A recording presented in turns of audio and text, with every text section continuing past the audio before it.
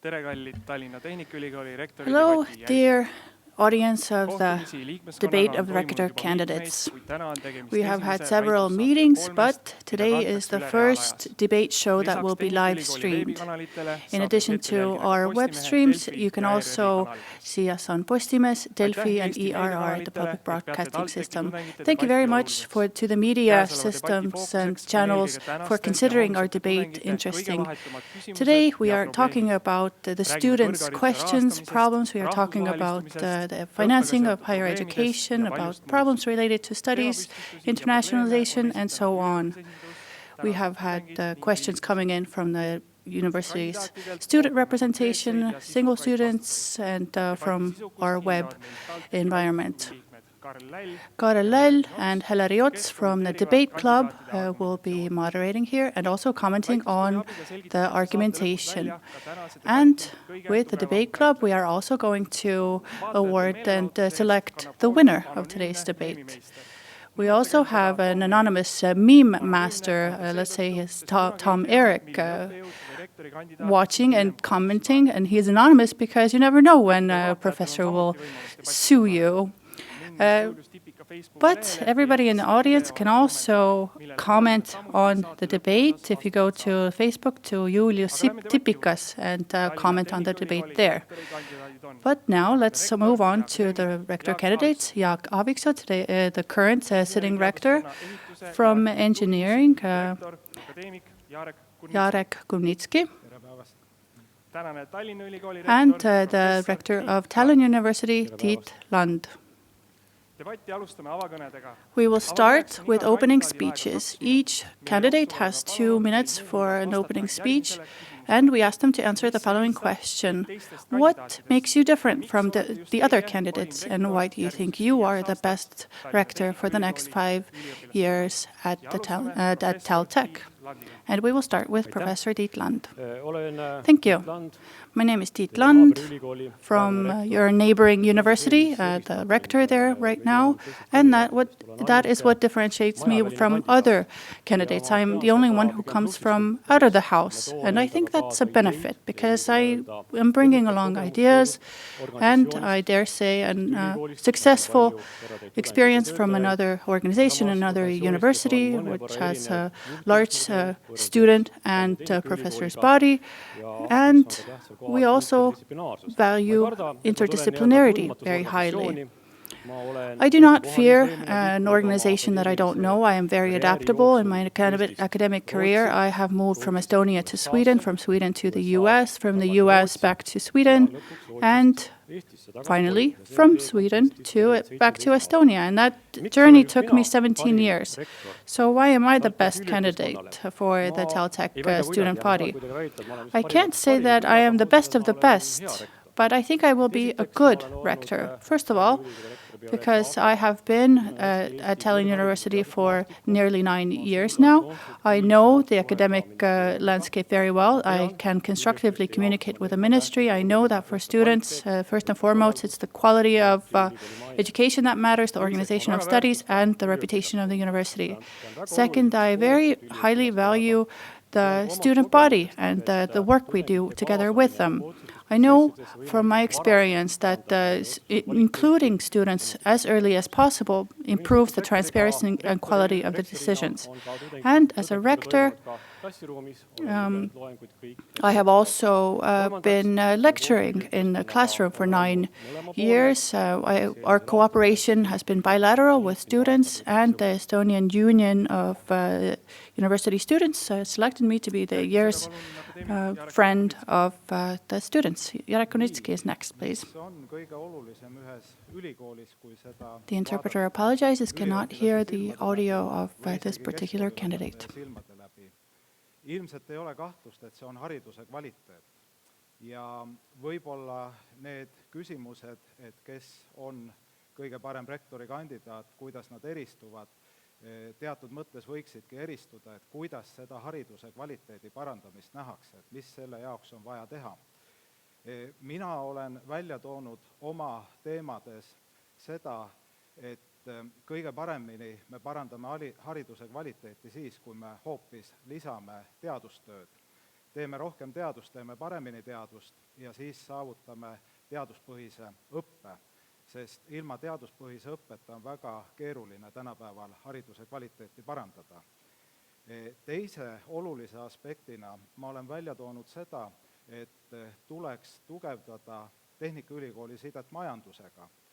Ja mida siis see võiks üliõpilase jaoks tähendada, kui me rohkem suhtleme ettevõtetega, kui meie õppekavad on suunatud sellele, et nad vastavad tööturu vajadustele, siis ma arvan, et üliõpilastel on sellist kasulikku, mida selles majas õppida, ja kõige toredam on ikkagi õppida seda, mille puhul sa tunnetad, et seda on võimalik tulevikus hästi rakendada. The interpreter apologizes. The English language translation will continue as soon as the audio is restored. Ja ettevõtete kuulamine kindlasti on hästi oluline ja võiks anda Tehnikaülikooli haridusele just sellise lisaväärtuse, et siit majast minnakse välja praktiliste teadmistega ja ollakse ka väga oodatud tööturul. Ja see võiks olla üliõpilastel oluline. Aitäh. Thank you very much. And last, our current rector. Hello, everybody. I am sincerely happy that Estonian youth today have evaluated TalTech to be the most student-friendly university, and I think this is the direction in which we have to keep going. The university is first and foremost for the students, for today's students, for tomorrow's students, and one day these students will also become the personnel, the professors of this university. What do I have to offer? I have experience, 5 years from TalTech, also from Tartu before that, from the ministry, from the parliament, from Paris, Osaka, and several other places. And all that is something that I have used for the benefit of TalTech over the past 5 years, and I intend to continue. In addition, I have a vision, and I'm very happy that my opponents have praised my vision, but it is outdated. The new vision has to be more ambitious and aim higher than we have so far. But in addition to vision, I am on a roll, and TalTech is on a roll. And I think this inertia should be kept and even accelerated. Thank you. Thank you very much for these opening speeches, and as viewers can see, then their answers are very quick to come and have good content, so we'll continue the same way. Now I'd like to answer the candidates to answer the following question within 1 minute. So we're talking about the funding, the financing of the university level education. It's not a surprise that university development is linked to the income. So if there is no more financing for third level education, that means that it's going to be a problem for the students to participate in the science and research activities, as it has been said by Rector Aaviksoo. All the candidates say that funding for universities has to increase and the universities have to cooperate. University of Technology has to catch up to other universities in Nordic countries like Aalto and Almere, which sounds like the promise of taking Estonia among the 5 richest countries. I know that the government today has said that they will not fund the university level education, but they will finance the alcohol excise tax, which I'm sure was very necessary. So the question is, what will the new rector do in order to bring more money into the university education without making the students suffer, and what are the specific steps? Mr. Aaviksoo first. Well, that question was more for the Minister of Education, but joking aside, there is actually no other option, because the Estonian state has to sit down and think about it, because 1.5 to 1% means that we cannot offer good quality of university education long term. So if this step is not going to be taken, if the basic financing of the universities is not at least 2/3 of the total budget of the university, as it is in all the developed countries, in the Nordic countries and Northern Europe, then it's very hard to actually do something, because additional funding is earned by the university, but nothing supplements the state budget, and I don't think that this money has to come from the pocket of the students. Thank you. Tiit, please. Thank you. I also agree, and I think that the rector of TalTech with the others and the rector's council together should get a very clear answer from the university. Is the state-level funding increasing, and how much? Is it 5% per year, as it says in the contract, or is it less? If there's no increase of funding, then the minister has to say very clearly what the solutions are. Would it be possible to use tuitions, which is not my first preference, or there are some other options? And if we continue for 5 years, then the universities are not sustainable. That means we have to make very difficult decisions. What should be shut down? Because the students should not suffer, quality should not suffer. And the question what comes up is the question of consolidation of university-level education in Estonia. Jarek, please. And the interpreter apologizes. Unfortunately, the audio is not available for us. Ja Tehnikaülikool koos oma partneritega, Tehnikaülikooli partneriks loen just erialaliite, ettevõtlusliite, saab välja tuua seda, et praegu OSKA uuringud ikkagi näitavad seda, et Eestis koolitatakse ligi 2000 inimest aastas, kes peavad ümber õppima selleks, et leida tööd. Et meil on teatud raiskamist ja kui kõrgharidusmaastik, see tähendab ülikoolid ja ministeerium suudaks paremini kokku leppida, missuguseid spetsialiste ja kui palju on vaja koolitada, siis võib-olla seda oleks võimalik teha efektiivsemalt. Ja see tähendaks ka seda, et need, kes siis seda teevad, saavad hästi teha ja nende spetsialistide koolitamisel ei ole rahapuudust. So if we talk about retraining, maybe the same question should be for the unemployed, because we cannot ever achieve 0% unemployment rate. So maybe 2,000 is the limit, or is it on the border of the things? The interpreter apologies. Unfortunately, academician Kurnitski cannot be heard. Aga seal on ka mitu haridusastet sees ja see on üle-eestiline number loomulikult, et seda ei saa nulli viia. Aga igal juhul see on selline mõtlemise koht ja see koht, kus Eesti kõrgharidust ei ole suudetud koordineerida ja see koordineerimise vastutus on kindlasti ministeeriumis, aga ülikoolid saavad siin koostööd teha ja sellele näiteks tähelepanu juhtida. You had something to add? I wanted to comment as well. I do agree, retraining is very important and we should foster retraining for curricula as well, where we have a clear lack of this field. One thing I wanted to mention earlier was teacher training for subject teachers, where we have a very serious problem because this is not really of that much interest for the young people. We know that teachers are getting older and older, and maybe 50 years from now we are in a situation where we have no qualified teachers.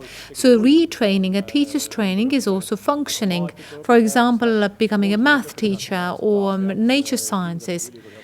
And this is something which the university should do. So this is not only TalTech, but this is something we should do in cooperation with other universities as well. Thank you. Jarek, you had in your platform said the fundraising campaign. Can you please describe it a little bit? And do you think that how much we can actually get with a campaign like this? The interpreter apologizes. Academician Kurnitski cannot be heard. Olen selle välja toonud, sest kõrvalriikidest on hästi näha, kuidas see töötab ja mis sellega on tehtud. Ja see ongi selline asi, et kui me toimetame ikkagi väga kitsastes oludes ja riiklikud rahastused on väikesed, siis on küsimus see, et kuidas erasektor saab ülikooli toetada.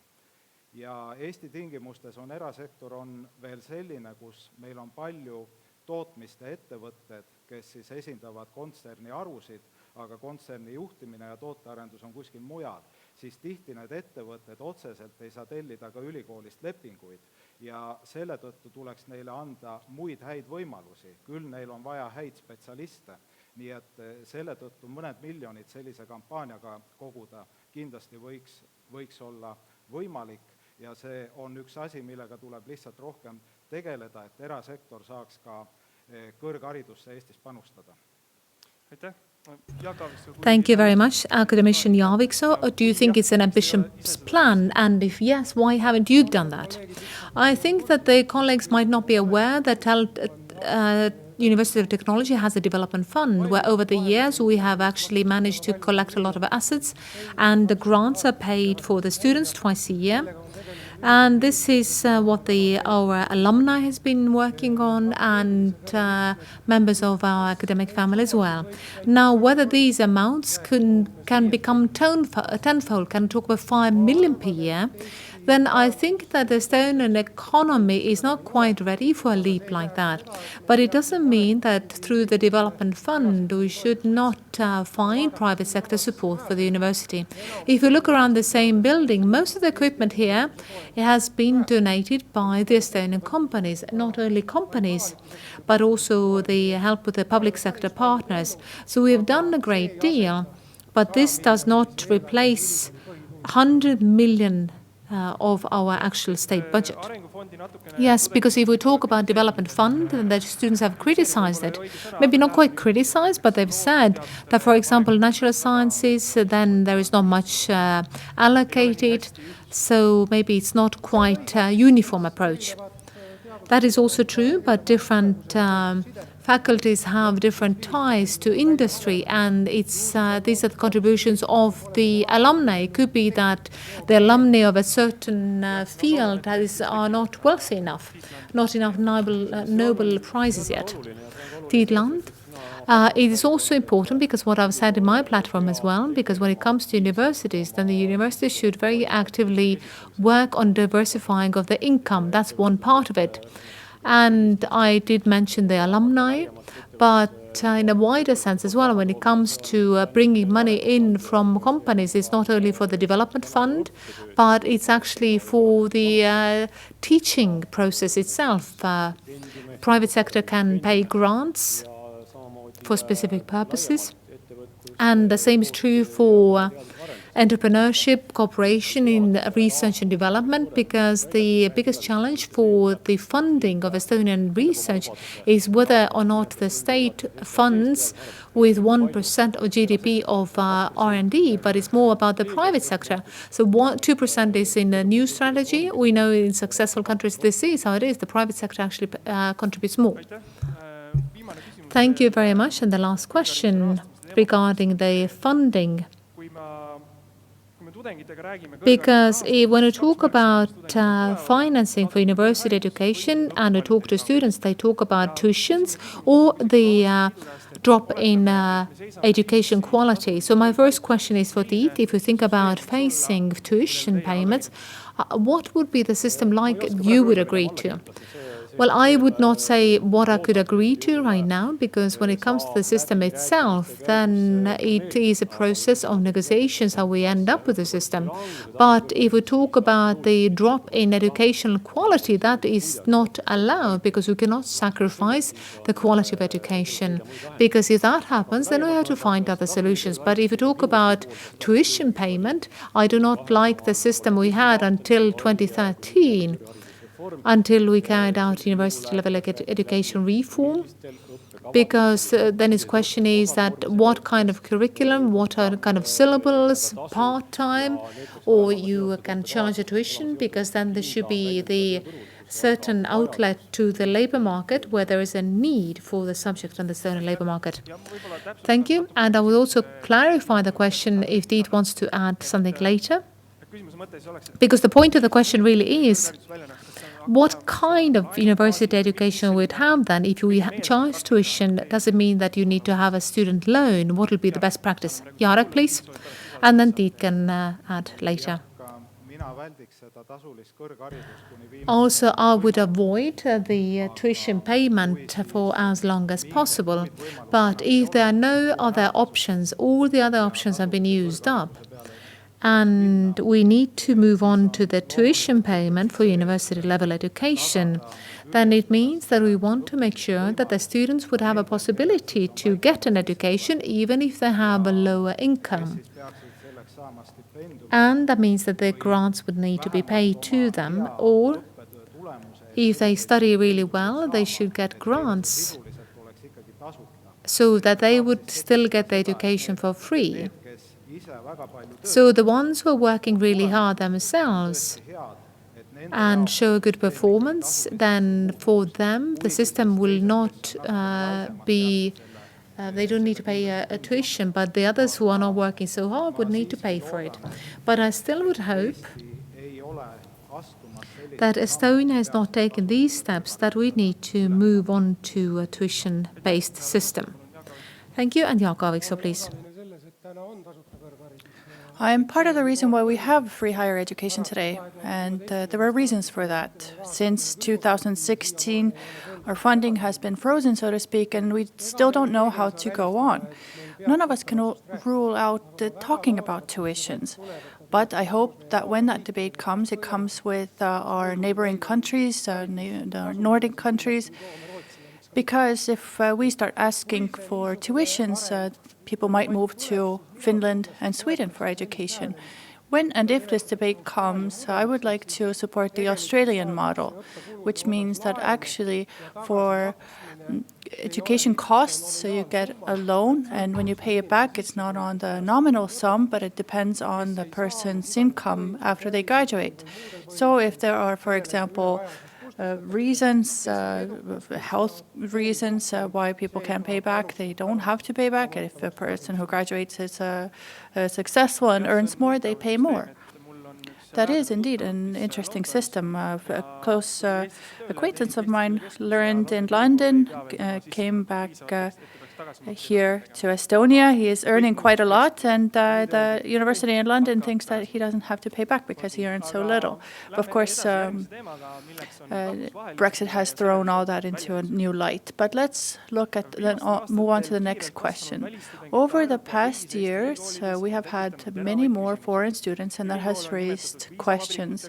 Universities have been called visa factories, and the foreign students have been spoken of negatively. So that brings us to a question.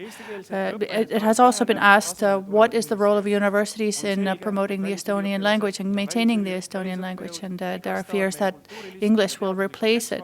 Of course, it's true that a strong university can't get around internationalism, but we also have to maintain our own culture. What is your opinion on the importance of the Estonian language in university studies and the balance between English and Estonian? In the previous block, we said that higher education is not funded enough, and we are actually looking down the barrel of a tuition. And now the question of how many languages we should be teaching in. As far as I see it, we only have funds for teaching in one language. We can't teach in both languages. Of course, what we can do is some of the things we teach them in Estonian and some of the things we teach them in English. So that will not increase our costs and impact our funding. When it comes to the development of the Estonian language, of course, science has to happen in Estonian as well. So to put it simply, bachelor should be in Estonian, and at the master's level, there could be a gradual moving towards English. I don't see that as damaging the Estonian language, and that would be a good compromise towards internationalization. Jaak Aaviksoo, please. I think what we have done at TalTech's so far has been reasonable. We have international programs that are taught in the English language, and I don't see a reason for rapidly expanding them, because TalTech, first and foremost, should be centered, focused on the Estonian language and culture. Right now, the proportion is 15% to 20% among foreign students. I think both foreign students as well as professors enrich our programs, our academic life, our student life, and I think they also enrich the Estonian society, but a forced increased expansion is not needed. So where are the bottlenecks? What should we pay attention to? We speak English quite well, but maybe we should speak it better. And here I mean teachers, professors who are criticized from time to time, but students as well, who in today's world without English can't get a high-quality education. Thank you. Tiit, please. Yes, internationalization is important for universities, and if you look at the reasons why we are so international, because the state has promoted it and favored it and also financed it. So now the question is the proportion and balance. Right now, the 15% that we are at, it is reasonable. It should be kept at that level. Personally, I don't feel that learning or teaching in English is a problem in terms of the loss of Estonian language learning. I think a bigger problem is that in certain curricula we have too few students for the Estonian versions, the Estonian language curricula. Of course, so far, our principle has been towards international students, the more the better, but we need to consider more which curricula from which area so that we wouldn't, so we could work more effectively. Well, the candidates seem to be in agreement when it comes to the proportion of foreign students in the universities. Now, the next question is, what can we do to have these people stay and create added value? Or now the question is, are these foreign students a short-term cultural phenomenon here, or would we like them to stay longer? And if we want them to stay longer, how do we go about doing that? Yes, of course, a large part of the foreign students do go back, especially if they come from third countries or European Union countries, and we can't change that. But we should expand the options for learning Estonian and through apprenticeships, internships, have more connections to the Estonian companies. International companies, startups, IT companies, those are fine. When it comes to manufacturing and other sectors, it's more complicated. There, the Russian language is the most prevalent foreign language. But what we have seen is those who stay and adapt the best are those who have family in Estonia. Tiit? Yes, I do agree that this is really a decision of every single person, whether they stay here or go somewhere else. I know from my own experience. I was in 5 years in Sweden, then in America, then again in Sweden. Then I wanted to come back to Estonia, to my own environment. But I know this based on my own experience as well, that if we want people to stay here, then they should be linked more to the Estonian society. Language is important, knowing the society. My own first month when I started with my doctorate study, I wanted to study Swedish, and it was very important. And I had a good sense that I can cope better in the society, and I felt at home. If we want them to stay here, they should be closely linked to the society, teach the language, but not only the language, but also the culture. And show them nice places, clean water, clean air, beautiful nature in Estonia. Thank you. When it comes to Estonian language university education and development, it's also important to have new doctorate students. But postgraduate doctorate studies is not a very popular career choice, and we can see that we have more foreign students in this field as well. What should we do in order to increase the number of students in doctorates? Professor Land, yes, it's a serious problem. If you look at the dynamics, then in TalTech over 5 years, we have tripled the number of foreign doctorate students. Because here we have a societal problem, because foreign doctorates, they have a guaranteed financing. Because for them what is important is that they have sufficient financing, because the grant right now, which is 600 euros, is not sufficient.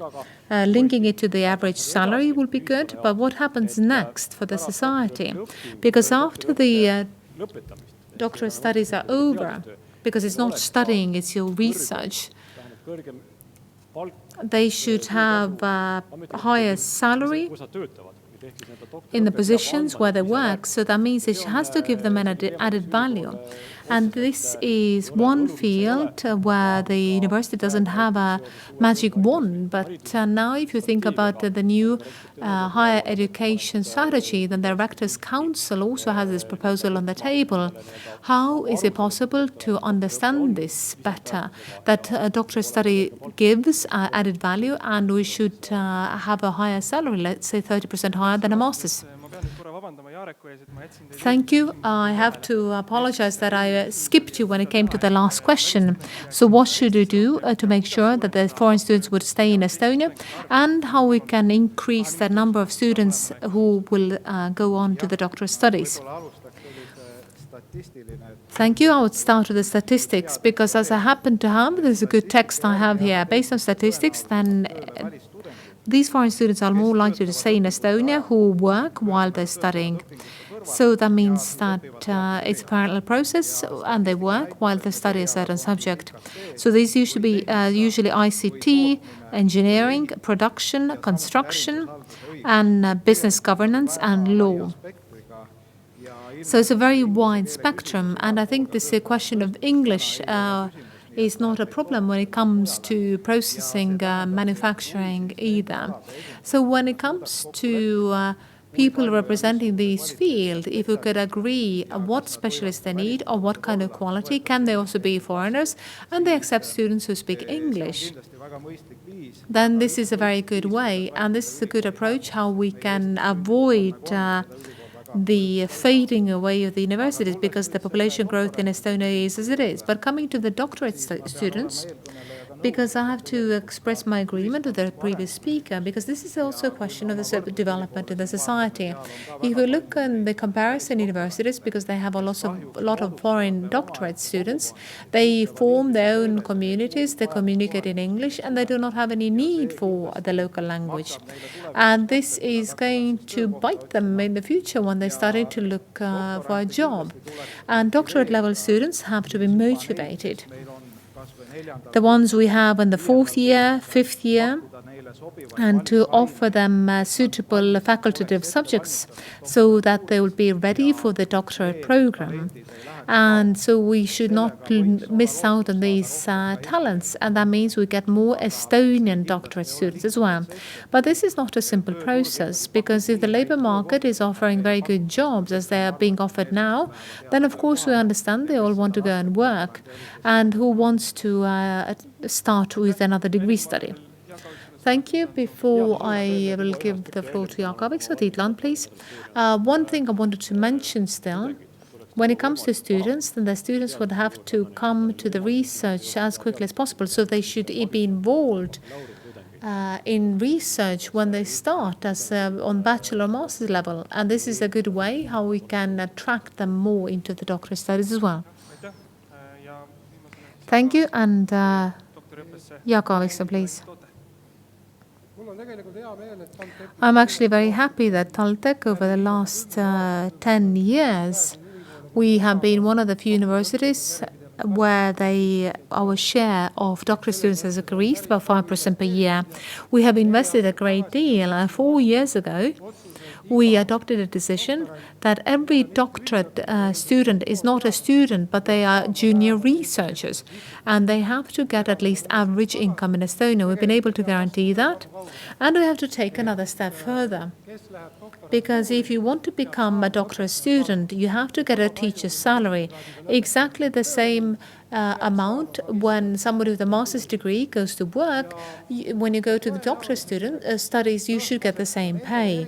We should stress more these subjects where after the graduation you have a lot of work available to you outside the academic settings as well, because we know that a lot of doctors will go to the research agencies and there is no other activity for them available outside the academic world. I agree when it comes to the salary level, because we can say that doctors get the average salary in Estonia, a bit of motivation.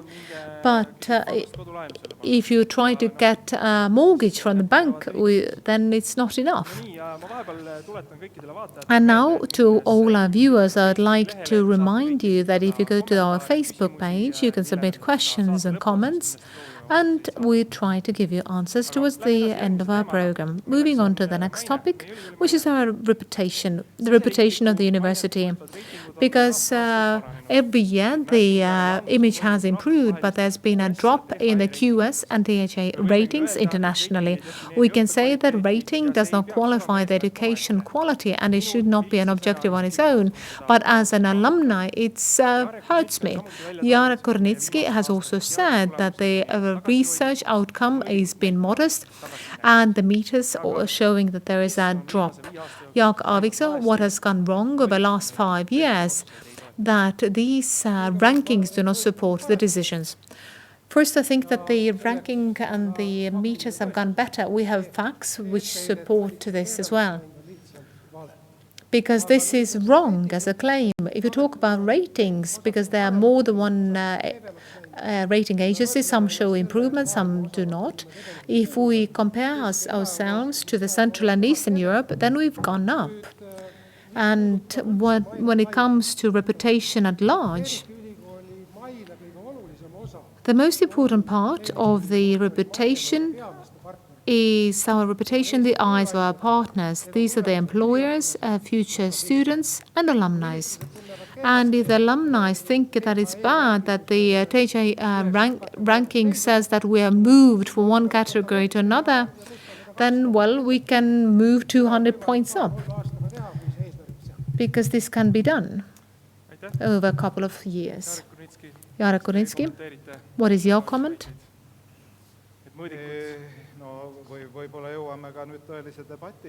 Maybe this is part of the debate now, because it's quite clear that some of the meters can show improvement and some will show that things have gone worse. But if we compare ourselves to University of Tartu and look at the developments there or the University of Tallinn, then I can see the rating there has improved faster, so the development has been faster. University of Tartu has reached about 300, 350 ranking list, if it depends on the table we look. And we have improved the position over 5 years. We have dropped to about 600 to 800 lists, so 100 places has been the drop over the last 5 years. So these are the facts, unfortunately. Tiit, do you think that ratings are important? Yes, they are, because otherwise they would not be measured. And I would not talk only about the students or alumni or employers, but our partners, partner universities as well. If we want to get well-motivated employees, then they will definitely want to check the ratings. Do they want to link themselves to this university? And I think that we should definitely see what the rating is and what is the reason of the drop, because there are very specific meters there. QS ranking looks at the academic reputation. So these are the things which should be viewed. And if I get elected as a rector, I would like to analyze these ratings a bit more, because we do not want us to drop on any ratings list. Jaak, Aaviksoo, you said that we have to look at the correct ratings. So what happens with the other ratings? If we look at the Aalto Salmers and as comparisons, are we doing about the same, or do we think that they are doing better? I wouldn't say so. They've been more or less stable.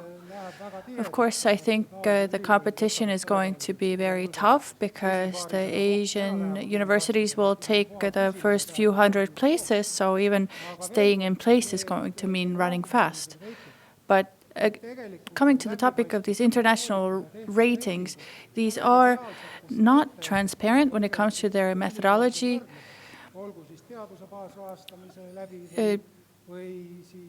There are several indicators that we can see here that are going up. But if you take the objective of rising through the ranks of specific rating systems, then that's easy to achieve. What's interesting for me is that the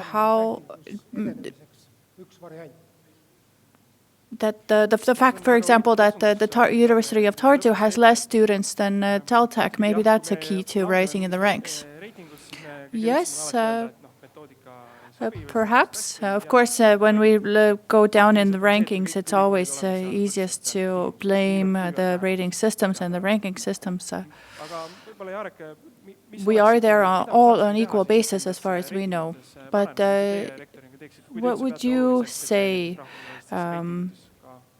Jarek, would get us better results in ratings? Yes, well, I think ratings actually show what is the university's reputation. We can't allow ourselves to lose reputation because otherwise we lose students. That's a simple reason why we have to keep an eye on these ratings in any case. Academic results, numbers of articles, citations, references, that's important there. And then you have this unclear reputation issue. And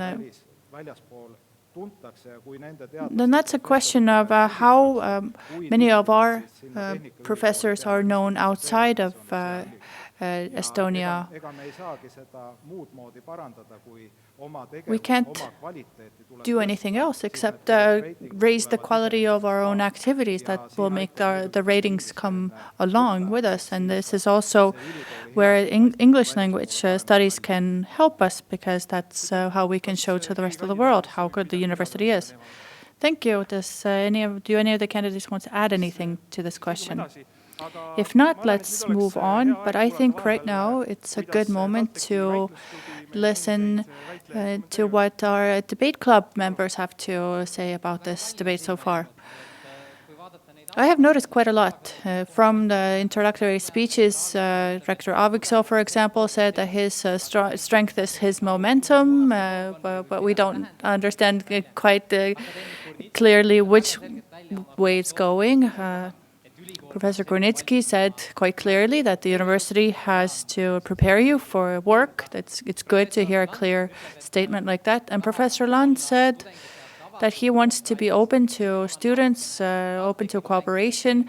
Perhaps for a TalTech student, the problem is if Rector Aaviksoo says that we know what that means, but an average TalTech student doesn't have the University of Tallinn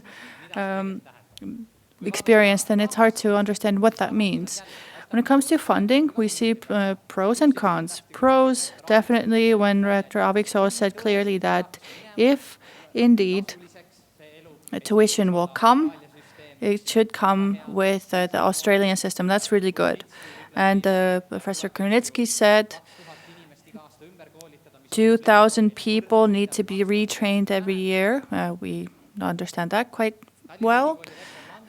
Rector Lund, I would like to ask him, when we hear about tuition, you said there will be difficult decisions that have to be made, and then what are those decisions and which way will you vote when making those decisions? A lot of people say you have to look towards the private sector, towards the state. What else do you need to do other than looking at things? I would like to move on to the question of international students. I was happy to see that we have a unified opinion about how internationalization enriches. Professor Lund, for example, said that there are few students for Estonian curricula, but we didn't hear why and how to solve that problem. Doctoral candidates, we saw a lot of agreement. The candidates said that doctoral positions have to be competitive on the work in the labor situation as well. But we did not hear about how to get more doctoral students, what steps have to be actually taken. When it comes to reputation, we have differences that we heard between our rector and other candidates. Rector Aaviksoo said ratings are not important. It's important what the university thinks themselves inside. We don't think that's a very strong argument because young graduates from high school are definitely looking at ratings to make their decisions. And other candidates said, Jarek Kurnitski, for example, said that yes, ratings are important for high school graduates. That's a very good argument and an explanation of why ratings do matter. Professor Lund unfortunately did not give us much of an argumentation about the importance of ratings or how to raise them. Thank you very much to the debate club for these very good comments. I see some candidates are taking notes. That's a good thing to see. But e-learning, digital learning today in this situation is a very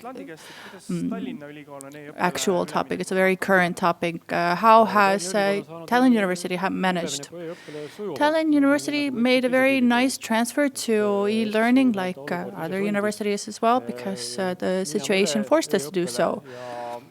We just had to go to e-learning, and each week at Tallinn University, each Tuesday, we have a meeting with the deans of the institutes, and we also have a student body representative present at these meetings. We have not heard about any major problems so far. We do have, of course, some curricula that have to do with experimentation, or at the BFM, for example, the media school, students can't work because they don't have the equipment at home. So these are some of the kinds of problems that we have run into, and but overall it has gone surprisingly well. Yes, of course, practical work suffers. But Jaak, Aaviksoo, what do you think? How has TalTech fared? First of all, I think the fact that 2 years ago, at the heading of Hendrik Volli, we decided that all mandatory subjects have to have e-support, and it was a rocky road to get there, but today we see how beneficial this move was. Because of that, we do have very few subjects where we actually formally can't offer e-learning. So I think the preparation of TalTech was very good. And in principle, it was a good approach, and when this crisis passes, e-learning and the development of e-learning is something that we still have to pay attention to. And many students saw that it's very possible and it's very effective. We can learn like this, we can teach like this, and we need more of this. Thank you. Jarek, what do you think? How has the university fared? You have a much better sense if you have the exams coming up, and then you can see the outcome. It's clear that e-learning is different, because then there is no point to carry out full lectures as we do in auditoria, but rather it makes sense to be brief and then guide the students how they can learn themselves. And students would have to work more. But do they all do that? How well do they manage? Then this is the experience we will definitely gain. And I'm looking forward to the outcome. And of course, we know that the ones who want to study, they study themselves. This is the most effective way of learning. And I think that e-learning is very suitable for them, but it doesn't suit everybody. So I think that in the future, we could use more of these elements, but not for everybody. So one hand is right, that you have to count your chickens in the autumn, but there are a few signs which give us information how we can assess it, because Jaak Aaviksoo said that there are bumps on the road when it comes to the implementation. Then I can also say that there are more bumps yet to come. So what happens is that we have a lot of lecturers who use alternative environment, and many other lecturers who were able to provide distance learning, video lectures, and so forth. But there are certain subjects where the crisis was a huge problem. Leaving aside these subjects where the slides are on the internet and the teachers say, well, you study on your own. And I will quote a student who says, for example, we have some lecturers who, since the beginning of the crisis, have not held any lessons. They just said, read this and prepare a project. They don't even answer the emails. Jaak, Aaviksoo, is this the kind of university we wanted? Probably not, but university is big, it's a very big institution, and of course there are many different examples, and this is what I wanted to say. Because of course that can be tricky. And the students were not ready and the lecturers were not ready.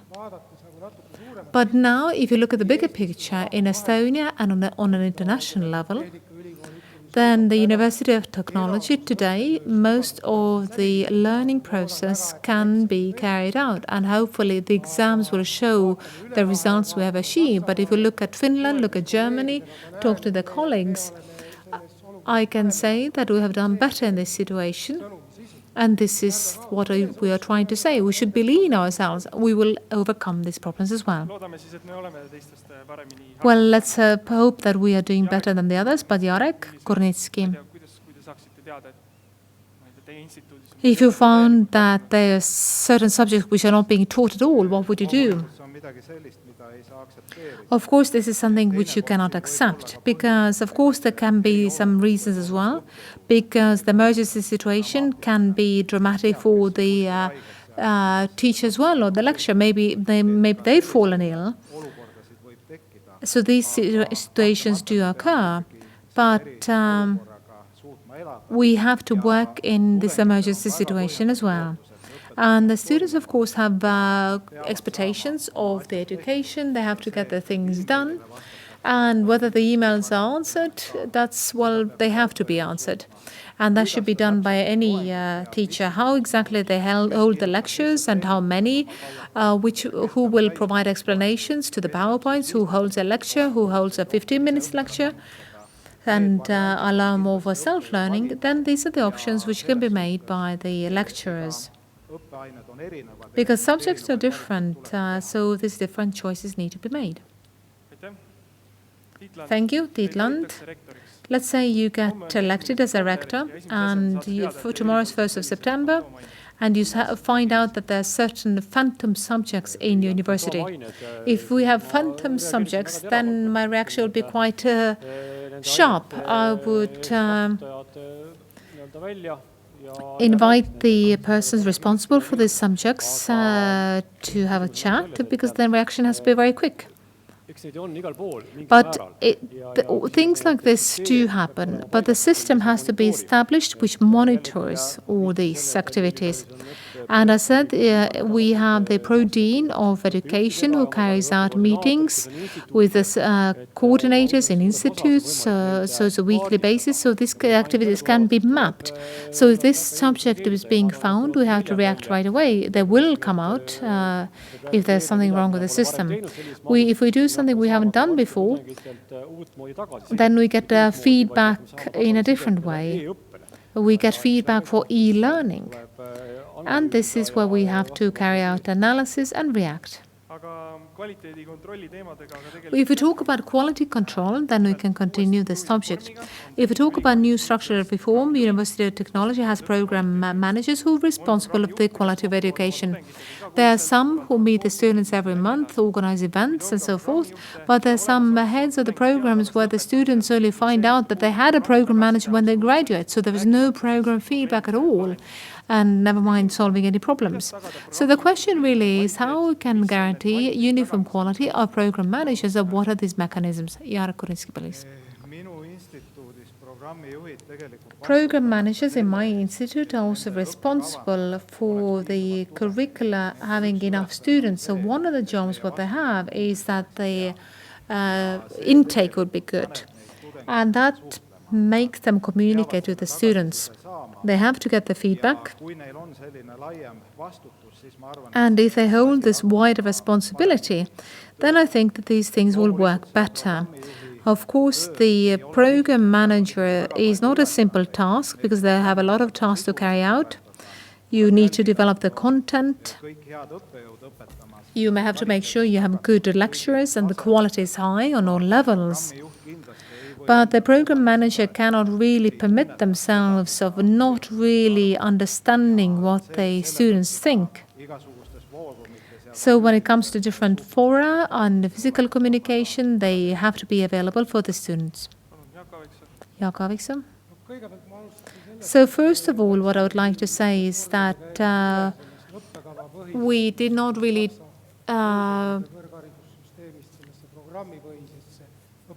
decide to have a program base which is sort of German or Soviet system.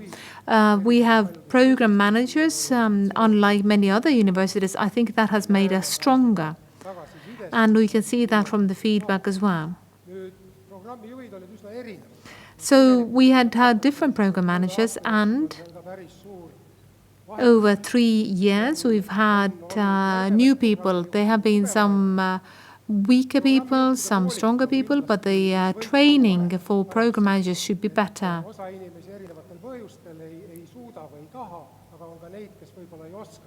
And there are some who cannot do their work very well. So the training for program managers and monitoring of their activities, these are the two main instruments, and training would come first.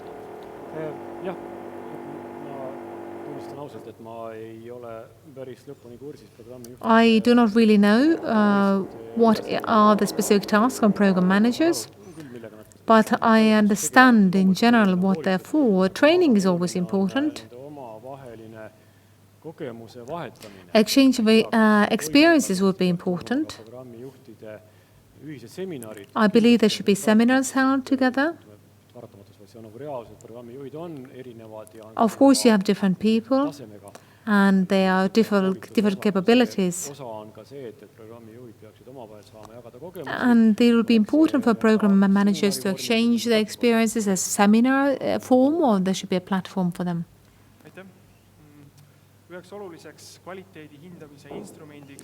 So one of the important aspects for assessing quality is the feedback, which is compulsory, but there are many problems.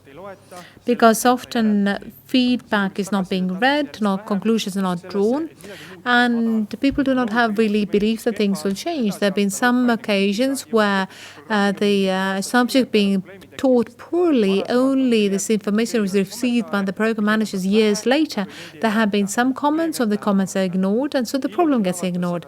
Recently in Tartu University there was a scandal because one student is being demanded to pay the lecturer €2,000 because of the bad comment. And what are you planning to do? I would start with this case of Tartu University, which is regrettable. But I think what is important here is that this case would mean that the students would not be so keen to provide feedback. Feedback has to be anonymous, and you can't really claim for damages in court for feedback. Another thing is that we know that TalTech or University of Tallinn feedback is not visible.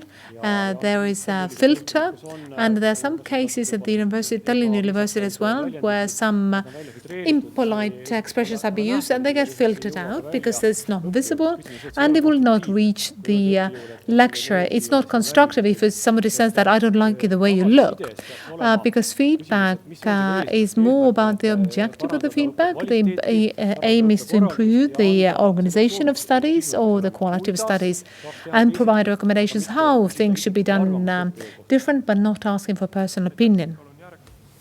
Thank you. Jarek, please. I also think that the feedback system is very important. The fact that it's not read, I don't think that's true at all. Actually, all teachers and professors who have taught during a semester get feedback. And I think it's human curiosity that makes them read them, after all. And of course, others do as well. So this is actually a tool that is part of the university work, and it has to stay that way. It is important for that feedback to be anonymous, and for those who are critical, they have to be able to express their criticism. Of course, we also ask for positive aspects to see how things can be done better, but I'm not against criticism, but if there's something that needs to be censored, it should be censored if it is too crude or crass. At TalTech, we have not had scandals like there were in Tartu because our system has worked well. Well, first of all, I think something went terribly wrong in Tartu. The anonymity should have been technologically guaranteed because in TalTech it is guaranteed. We also haven't made feedback public, so it will also. And we also have moderation system. I remember very well, about 5 years ago, we had a debate about feedback, how it should be taken into account much more. And the feedback that I have gotten from the student representation as well as our deans, they have said that our feedback system has gotten significantly better.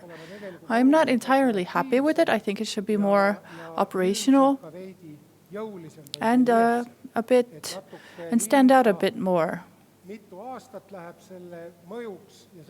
Because I think the effects kick in a few years later, and those who were critical never find out whether something happened or not. Thank you. I would like to ask you about absolute anonymity. Would you dare promise me that the system is so anonymous that if a court demands data from the university will say, I'm sorry, this data doesn't exist?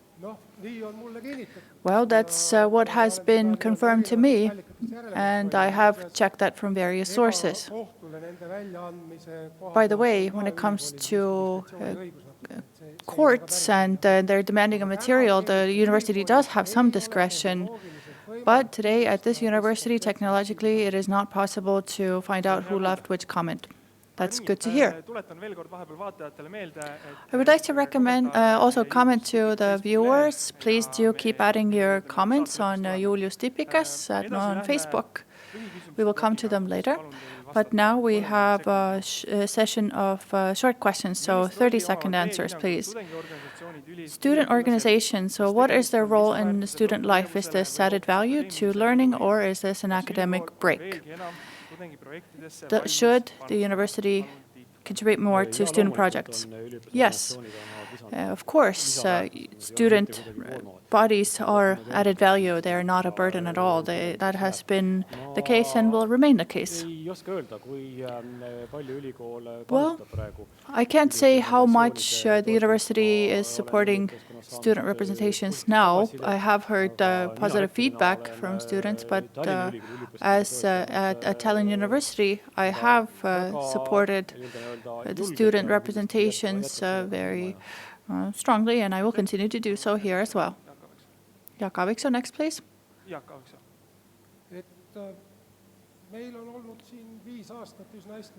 4 or 5 years, we have had a very good agreement in place. The student representation gets a part of funding. They are autonomous in how they use that funding. And we have funding from all different units that goes to them. They can also support projects from that funding. We don't interfere. As far as I know, that support is actually the biggest compared to other universities when you look at it as a percentage of the overall budget. Whether that's sufficient, that's another question. But I think it's for a reason that students feel that this is the most student-friendly university. I think it's a very good partnership we have in terms of funding and support as well. Indeed, it should be true that the student representations get the highest support here. From the institute point of view, student projects are very important. For example, we communicate a lot with Build It and Brico, and we have student competitions. where we would like high school seniors to be included as well, so that different subjects and majors would be promoted more. So, and that would also solve our problem of getting the best graduates to come here. Thank you. The next question is very specific. Again, Jarek will be the first to answer. Brand renewal, or how successful has that been in your opinion? Rebranding in TalTech, I would like to think about colors. We are talking about climate neutrality a lot, and TalTech has always been purple. In today's context, I think we associate that more with whatever is coming out of chimneys. So the light blues, the light greens, that was a very good idea. It also has grays, so I think that the rebranding was okay. Tiit, what do you think about our rebranding? From looking at it from the side, it looks good. It's innovative, and it's good to hear that the students like it. I have also heard that people are buying university merchandise a lot more than they were before. So the rebranding must have gone well.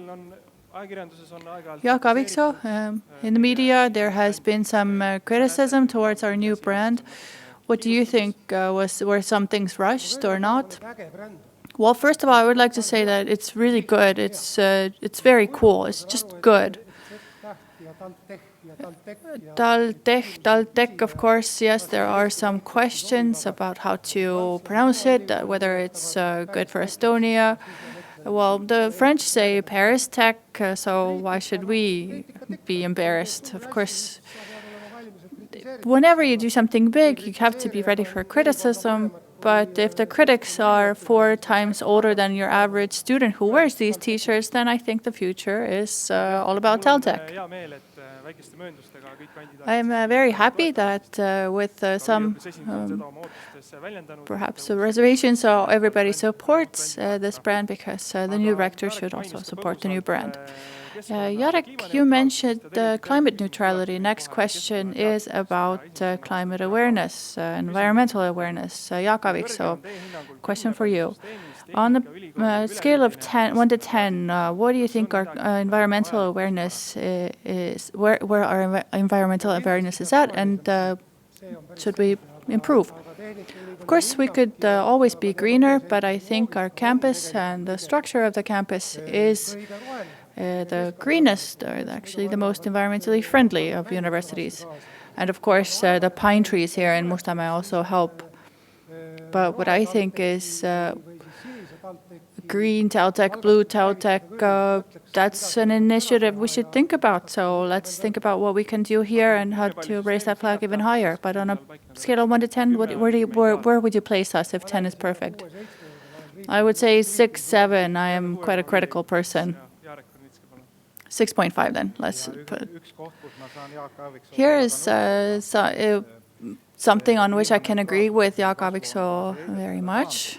Climate neutrality is because of emissions, of course, and university is very far from being climate neutral. I think some of the first steps to take, Mäepealse 3, the new building we are building, is a near zero building. That's one of the first steps towards that. The Academia Street 5A dormitory has been renovated, so it's a near zero. So I am happy with Jaak's 6. I am a little bit more critical, so not 6.5, but 6. Tiit, I will not ask you for a number because you're coming from the outside, but by way of introduction, I would like to say that we use single-use cups of coffee, and students don't feel that parking lots are safe enough. Yes, of course, there's always room for improvement, and TalTech has a very good opportunity to be the green campus. Even though our university is in the middle of an urban setting, of course, you have much more opportunity to do so. Of course, waste management is only one part of it. we have to look at the whole range of sustainable measures. So in a wider sense, the university should develop sustainable development goals, and that should also involve all of our activities. Thank you. Next question. Tiit Land, again, you can start. What do you think? How important is sports for in the university? It's very important, I would say, and it concerns both students and also the staff. So they could use the gym and ball courts. So this is a wider part of making sure people are healthy, and the sustainability is also part of it. Thank you. And talking about people who work here, so what do you think is our situation today in sports? Do we do it well enough, too well, or this is something which we don't need at all? Jaak, Aaviksoo? I think that when it comes to sports or physical activity, then there should be always more of it, because more the better. And the university here reorganized the sports. There was a bit of a setback, but now it's very clear that our infrastructure maybe does not allow as much as the students or the university itself would like to see it. But we should really think what can we do more when it comes to the infrastructure. Another possibility is that we need in the campus adjustment, because we have the health track going through the buildings, but nobody runs on it. So not keeping status quo, but rather we would move on. Jarek, please. Healthy body, healthy mind is important. We talked about the swimming pool, but I don't think we'll do that. So we've had some setbacks. And we have a tunnel prepared for the road. So in the winter, when it's snowing, then we can change clothes in our gym and rent equipment. So that'll be a good possibility for skiing. So there are things which are happening. And I'm sure that we need to contribute more. And last question for this topic. How would you behave in a situation where the board wants to adopt an important decision which is supported by the Rectorate, but the students are opposed to it? So how can you settle this kind of opposition? This decision will be not adopted, because this decision will not be adopted until there's a consensus found, which means that there will be a compromise, a new type of decision or a new draft for the decision. It's clear that the university cannot really adopt these kind of decisions which have not been thoroughly considered academically, and the student body has an important role to play for important questions. Tiit? Yes, this decision will not be adopted, but in this case, if compromise is not found with the student body. So start with the negotiations once again, and in order to find good solutions. And so the final decision should be consensus-based. Will you get a consensus, Mr. Aaviksoo? Well, I would not rather say anything at all, because I've had quite a bit of an experience that I don't know any cases where something like this would have happened, because this shows that if you ended up in this kind of situation, then you've done something wrong from the beginning. Because I don't think this kind of a situation really happens, but if it were to happen, then you really have to check something being wrong with not the decision, but the preparation of the decision. Thank you very much. And this is the end of this topic. But before we move on to the viewers' questions, we have a critical question round, where one critical question for each candidate. And first to answer is Jaak Aaviksoo. Wikipedia says that you are authoritarian leader, and the Estonian dictionary says that somebody who demands submission, who wants to confirm the authority, who is domineering. So is this kind of leadership style unavoidable? When I read this in Wikipedia, then there were a lot of people who thought that it is the best way to fight against something somebody who is coming up from outside, and Wikipedia gives you lots of titles, but I think that the students know what I'm really like, and that's more important. Thank you. Next question. Tiit Land. It's a bit different. On your platform, you have said that soft values are important. You want to be a team player and make decisions in wider circles of discussion. So the question is, do you have enough decisiveness to make necessary but painful decisions, or for every decision you need to always help the others? And if you have some examples, it'll be good. Well, you always need help. You can always ask for help, but if you need to make a decision, you need to make a decision. And as a rector of Tallinn University, I've made lots of decisions regarding the structural reform. And there was not much of an enthusiasm at the beginning, which is understandable. At the University of Tallinn, I have carried out different system changes. These processes take a long time, but I think it's sensible, and including the others have been very important. So the employees and the students would understand why we make these decisions, and they can participate, and the process would be transparent. If I hadn't been making these decisions, then these processes at the University of Tallinn would have been still ongoing. Thank you. Last questions for Jarek Kurnitski. Your candidature has been set for the engineering department and Professor Emeritus who are not participating in university anymore. Do you think this support is enough to become a rector on 1st of September? When it comes to Professor Emeritus, then maybe they express this sort of understanding you can have from this building that free to make their decisions because they do not depend on the university on the day-to-day activities. And it's easiest for them to submit a candidate from in-house who has to candidate against the present rector. Maybe that's one of the reasons why it's gone like this, and why I have not decided to go and look for support elsewhere. I don't think it's been ethical to look for support in the house, and I believe that this support is definitely there. And when it comes to the rector elections, it will be expressed as well. Thank you very much. This is the end of this block, and we will take some other viewer questions now. First question, taking into account of the attention paid to the environmental issues, how can the university contribute to the reducing the footprint and organize the parking around the university? So will you have to pay for parking? Starting from Jaak Aaviksoo.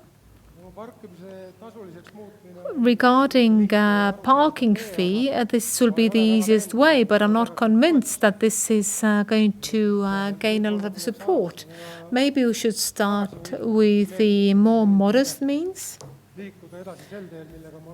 and continue along the route already started from, for example, new lamps, then sorting the waste,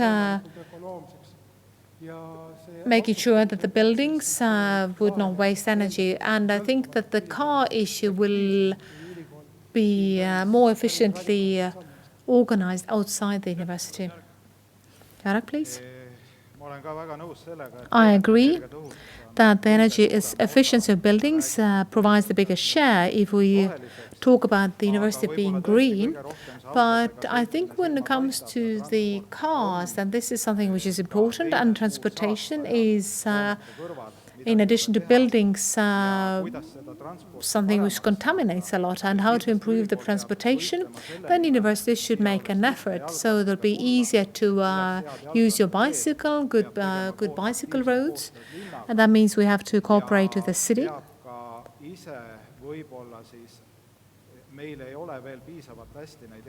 And we do not have good possibilities for parking the bikes in a safe way yet. So we still have work to do. So instead of making everything for a fee, you have to find good alternatives for driving. So that'll be a good solution. Tiit? So maybe as a comment, I would say that referring to the previous question, can I make decisions? Then a year ago, I made this decision that Tallinn University, we got rid of 30 parking places, and that was not a popular decision. But we supported this by making sure that people get better access to the buildings, providing explanations, that it is a luxury to park in the city. But when it comes to the footprint reduction, then this is important. I'm not going to say what Jarek just has said, but one thing is driving. But in Scandinavian universities, part of the sustainability program is about not flying so much, because we can travel by boat to Helsinki, and so that means we fly less if we travel using other ways, because the modern ships are more environmentally friendly. I like this idea when you said that we should create an alternative where people would be keen to use that. So personally, I think that a safe parking area for bikes would be good. Would it be these pens or smart locks? Cameras alone will not help. Today, I don't want to leave an expensive bike in the bike parking lot. Next question. In the private and public sector and in the society, how we can make sure that doctorate degree is valued?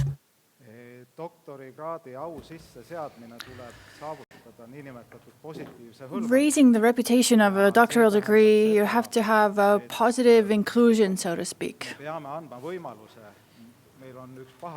That means, well, we have this nasty term, hobby doctorate studies, but student.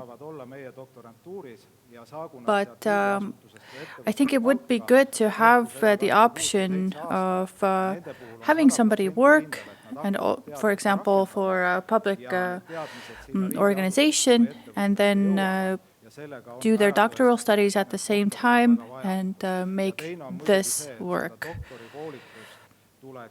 Doctoral studies, secondly, should also be done more in those areas where there is more need for doctoral students. So we need to survey that situation better. Well, we actually touched on that subject already. One thing is, of course, that people with doctoral degrees get relatively lower wages in society. Second, the inclusion of the private sector, but why not also the public sector? Here I mean regional policy making, where people with a doctoral degree, they have the skills and the knowledges and the experience to provide knowledge-based expertise into local government functioning and policy making. Jaak, Aaviksoo. We have discussed it from several angles, but perhaps one thing that TalTech staff and those who have doctoral degrees don't do enough. In addition to auditoriums, we also have laboratories, so we should talk about what goes on there more. We should do more work on raising awareness, making this information public. That will have an effect on our society, and of course it will have an effect on getting knowledge about these subjects to young people, to graduates. And we need more specialists in the public debates. It's true. This has been said that with doctoral degree, for example, in Germany is very proudly put on driver's licenses, and perhaps we could think of measures here on how to raise that status somehow.